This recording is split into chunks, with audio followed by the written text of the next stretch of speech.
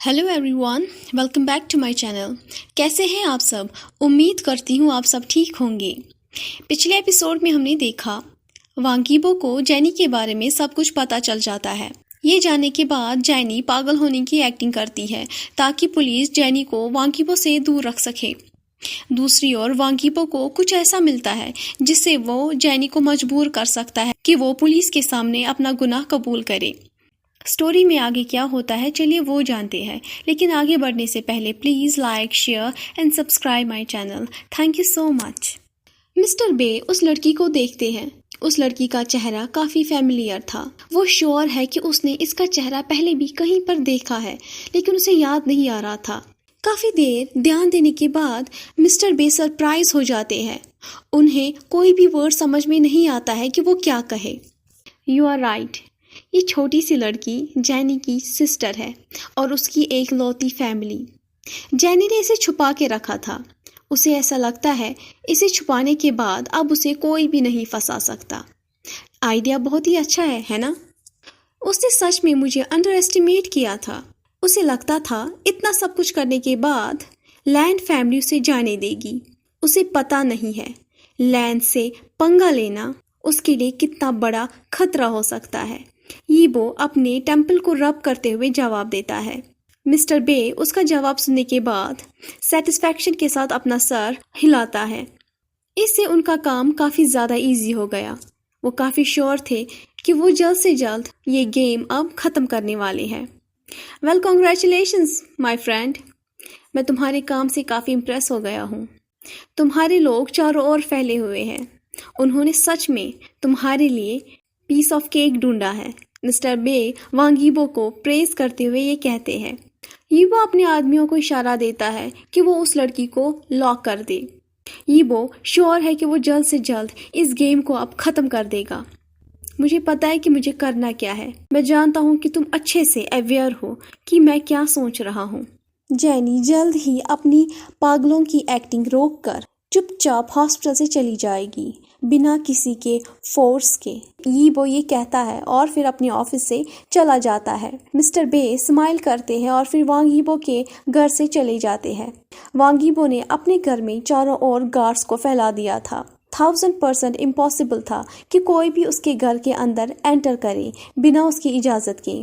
जो रिपोर्टर्स उसके घर के आसपास मंडरा रहे थे, धीरे धीरे वो भी अब कम होने लगे हैं, क्योंकि वांगीबो ने न अपनी झलक और न ही जियो जैन की झलक एक्सीडेंट के बाद रिपोर्टर्स को दिखाई थी। अगले सीन में दिखाते हैं मिस्टर बे हॉस्पिटल चले जाते हैं पर्सनली जेनी से मिलने के लिए। पुलिस उन्हें अलाउ करती है क्योंकि वो उन्हें जानते हैं। जेनी स्नीज्ड होती है जब वो मिस्टर बे को देखते हैं। मैं श्योर हूँ तुम यहाँ पर आए हो ताकि तुम अपने घुटनों पे बैठकर मुझसे भीख मांग सको, लेकिन मैं तुम्हें बता दूँ डिटेक्टिव बे, तुम अपना टाइम वेस्ट कर रहे हो। जेनी सरकास्टिकली ये जवाब देती है। मिस्टर बे कोई जवाब नहीं देते हैं, बस स्माइल करते हैं, जिससे जेनी थोड़ा परेशान होती है, लेकिन वो अपनी परेशानी नहीं दिखाती है। घुटने टेकूं, वो भी एक बिच के सामने। काफ़ी फनी है। मैं यहाँ पर तुम्हें एंटरटेन करने नहीं आया हूँ, मैं तुम्हें एक सरप्राइज देने आया हूँ, मिस्टर बे जवाब देते हैं। फिर अपना फ़ोन जेब से बाहर निकालते हैं और फिर वांगीबो को वीडियो कॉल करते हैं। वांगीबो वीडियो कॉल रिसीव करते हैं तो मिस्टर बे अपना फ़ोन जेनी को देता है। ओह, ये तुम हो। मुझे काफ़ी प्लेजर मिला है कि मैं तुमसे बात कर सकती हूँ। क्या तुम फिर से मेरे सामने भीख मांगने आए हो? कितनी बार तुम मुझसे भीख मांगोगे? ऑनेस्टली कहूँ, इट्स अनोइंग, जेनी कहती है। जेनी ने एक्सपेक्ट किया था कि वांगीबो का वही सेम एक्सप्रेशन होगा, वही गुस्सा, वही डिजेक्टेड। जेनी कुछ नहीं करती है, बस अपनी विक्ट्री को याद करके स्माइल करती है, लेकिन वो सरप्राइज हो जाती है जब वो वांगीबो को स्माइल करते हुए देखती है। रॉन्ग, तुम बिल्कुल गलत हो। मैं ऑलरेडी थक चुका हूँ तुम्हारी सिली गेम से। जेनी, तुम्हारा गेम अब खत्म हो चुका है, वांगीबो जवाब देता है। उसकी आवाज़ से जेनी और मिस्टर बे दोनों ट्रम्बल करते हैं। हालांकि मिस्टर बे वांगीबो के बेस्ट फ्रेंड होते हैं, लेकिन इतने सालों के बावजूद भी कभी कभी मिस्टर बे भी वांगीबो से काफ़ी स्केयर्ड होते हैं। जेनी कोशिश करती है कि वो समझ सके वांगीबो का क्या मतलब है कि उसका गेम खत्म हो चुका है। तुम कहना क्या चाह रहे हो? तुम्हें क्या लगता है कि तुम कुछ भी कहोगे और मैं डर जाऊंगी? वेल, तुम ये मिस्टेक कर रहे हो। अगर तुम एक्सपेक्ट करते हो कि मिरेकल्स होते हैं तो तुम इस दुनिया के सबसे बड़े स्टूपिड और अनग्रेटफुल आदमी हो। I love you so much. मैं तुम्हारे लिए कुछ भी करने के लिए तैयार थी और तुमने रिटर्न में क्या किया? वांगीबो, तुमने हमेशा बिहेव ऐसे किया जैसे कि मैं एग्जिस्ट ही नहीं करती हूँ। तुम उस बिच को एक्सट्रीमली वेल ट्रीट करते हो, जैसे कि वो कोई खजाना है। मैं काफी क्यूरियस हूँ कि तुम उसे मुझसे कब तक बचाओगे। जैनी ये कहती है और उसके दिल में क्या फीलिंग्स थी वो भी बयां करती है। जैनी वांगीबो से काफी ज्यादा प्यार करती है, वो उसकी तरफ काफी ज्यादा अट्रैक्टिव भी है। वो हमेशा प्रिटेंड करती है कि वो काफी ज्यादा खुश है, लेकिन वो जिस इंसान से प्यार करती है वो किसी और से प्यार करता है और वो शादीशुदा भी है। वो कभी भी इविल नहीं बनना चाहती थी, लेकिन वो बर्दाश्त भी नहीं कर सकती है कि वो जिससे प्यार करती है वो आदमी किसी और का है और उसे ये बर्दाश्त भी नहीं होता है। वेल, मैं श्योर हूँ अभी जब तुमने बकवास की ना, मेरा सरप्राइज गिफ्ट देखने के बाद तुम अगली बार मुझसे तरीके से बात करोगी, अपने अल्फाज चुन चुन के बोलोगी। ईबो इस स्माइल के साथ कहता है। ईबो तो कुछ नहीं कहता, लेकिन उसकी आंखों में साफ तौर पे दिखाई दे रहा था। ईबो के सामने जो आदमी खड़ा था ईबो से इशारा देता है और वो इमीडिएटली वहां से चला जाता है।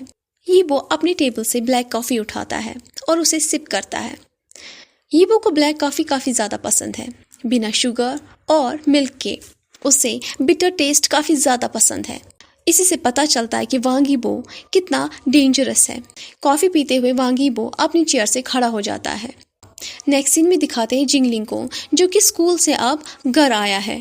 वो शावर लेता है और उसके बाद बेसमेंट चला जाता है ताकि वो जियो चैन और लिटिल बेबी को चेक करे। जिंगलिंग देखता है कि छोटा सा बेबी बॉय जाग चुका है और वो अपनी थंब को सक कर रहा है। जिंगलिंग बेबी के साथ खेलता है और स्माइल करता है। ये काफी क्यूट है। उसकी आवाज सुनकर लिटिल बॉय भी अपनी आंखें खोलता है और जिंगलिंग की तरफ देखता है, लेकिन अपना अंगूठा सक करना बंद नहीं करता है। जिंगलिंग काफी देर तक बेबी को देखता है जब तक बेबी सो जाता है। जियो चैन अभी भी अनकॉन्शियस ही है, लेकिन उसका पेल हुआ चेहरा अब धीरे धीरे नॉर्मल हो चुका था। जिंगलिंग दुआ करता है कि जियो चैन जल्द से जल्द रिकवर करे और वहां से चला जाता है। जिंगलिंग अपने कमरे की तरफ बढ़ ही रहा होता है, तभी वो काफी ज्यादा बॉडीगार्ड्स को एक रूम के बाहर खड़ा देखता है। जिंगलिंग काफी क्यूरियस हो जाता है कि अंदर क्या है, तो वो रूम के क्लोज चला जाता है। जिंगलिंग फिर अपने आप को फोर्स करता है और अंदर चला ही जाता है देखने के लिए कि अंदर क्या है। पहली दफा देखने के बाद वो सरप्राइज हो जाता है। जैनी, तुम यहाँ क्या कर रही हो? नहीं, तुम जैनी नहीं हो। तुम कौन हो? जिंगलिंग ये उस लड़की के साथ कह रहा था जो लड़की चेयर के साथ बंधी हुई थी। वो लड़की जिंगलिंग को देखकर स्मार्ट करती है, लेकिन जवाब नहीं देती है। वो कम्प्लीटली जिंगलिंग को इग्नोर कर देती है, जिससे लिंग फ्रोनर हो जाता है।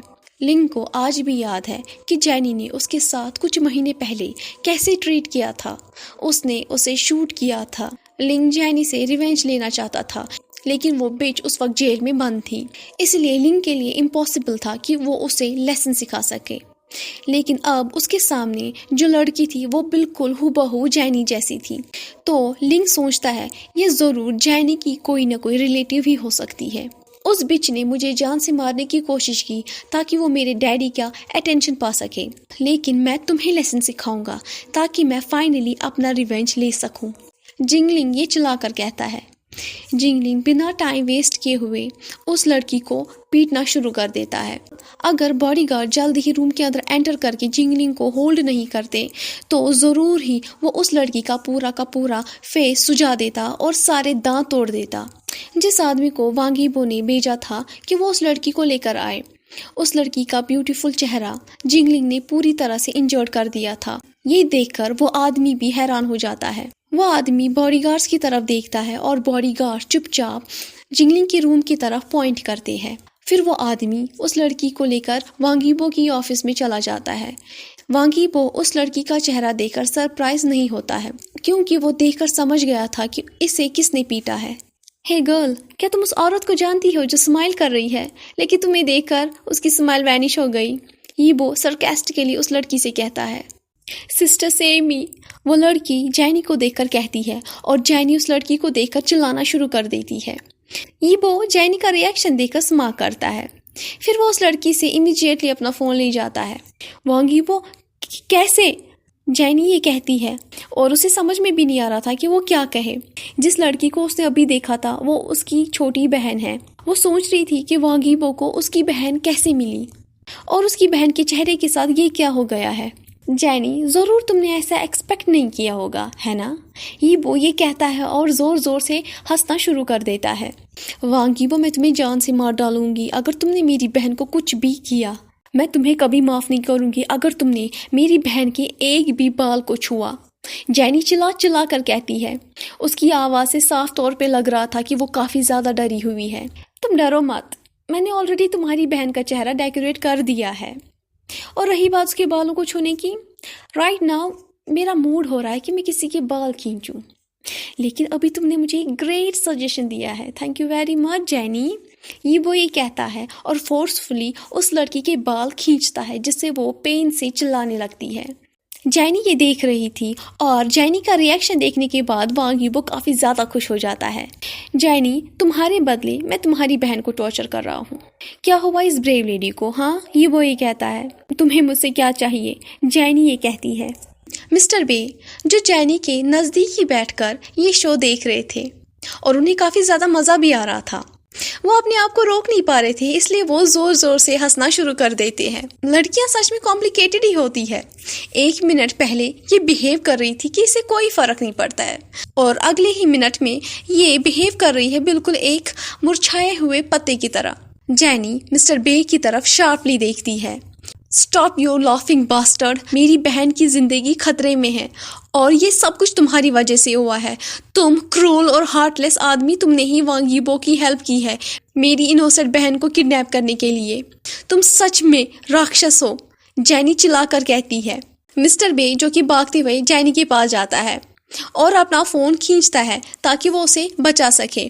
प्लीज़ इसे छोड़ो, मेरा फ़ोन भी इनोसेंट है, मैंने इसे खरीदने के लिए काफ़ी ज़्यादा पैसे दिए हैं और तुम मुझे क्रूल और हार्टलेस कह रही हो। अगर आपको मेरी ये स्टोरी पसंद आई हो तो please like, share and subscribe my channel. Thank you so much.